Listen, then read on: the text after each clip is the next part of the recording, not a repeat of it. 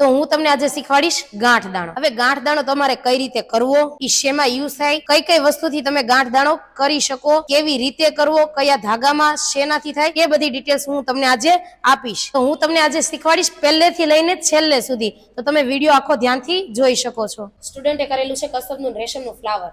હવે ઈ રેશમનું કસબનું ફ્લાવર કરેલું છે, એની વચ્ચે પાડી છે ગાંઠ। હવે આ ગાંઠ આવી છે તો આ રેશમનો આખા ફ્લાવરનો લુક જ ચેન્જ થઈ ગયો છે, ઈ મસ્ત લાગે। તો આવી રીતે કોઈ પણ તમે ફ્લાવર છે એવી બીજી ગમે એ વસ્તુ કરી શકો, એની વચ્ચે તમે ગાંઠ દાણો કરો તો એકદમ સરસ લાગે, મસ્ત દેખાય છે। તો હું તમને એક ગાંઠ લઈને બતાવું છું, પછી હું તમને શીખવાડીશ કે ગાંઠ કઈ રીતે પાડવી। તમે જોઈ શકો છો હું આ એક ગાંઠ લઉં છું ને, તે આપણી લીધી ગાંઠ આવી રીતે ગાંઠ બનશે। તો આ ગાંઠ દાણા માટે જોઈશે આપણે એંકરની આટી અને સોય। આપણે સ્ટાર્ટ કરીશું અહીંયાથી। તો પેલા સોય ઉપર લીધી છે એકવાર। હવે આ બીજો હાથ છે ને એનાથી આ રીતે ધાગો અંગૂઠાની આંગળી વચ્ચે પકડવાનો, આ રીતે।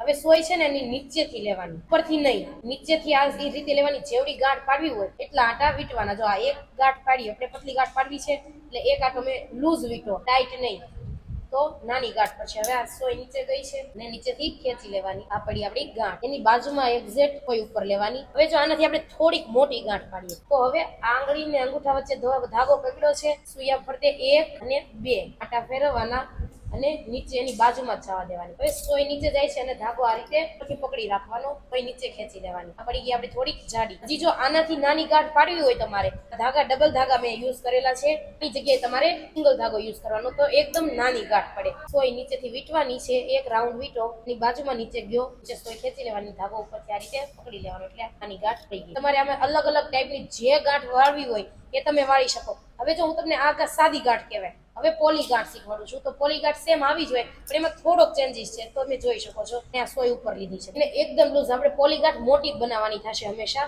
1 2 3 રાઉન્ડ વીટું છું, બાજુમાં સોય નીચે જશે, આ જે છે એને આવી રીતે પોલું કરી અને આંગળીથી લૂઝ પાડી અને આંગળીથી દબાવી રાખવાનું છે। આંગળીથી દબાવી રાખી સોય નીચે ખેંચવાની છે, એ પડી પોલી ગાંઠ। આ બી તમારે જેવડી બનાવવી હોય જે સાઈઝ એટલા તમે રાઉન્ડ વીટી શકો છો। જો ફરીથી સોય ઉપર લીધી છે, જેટલી તમારે મોટી કરવી છે એટલા ફરતે આટા લેવાના, 1 2 3 રાઉન્ડ વીટા છે મેં।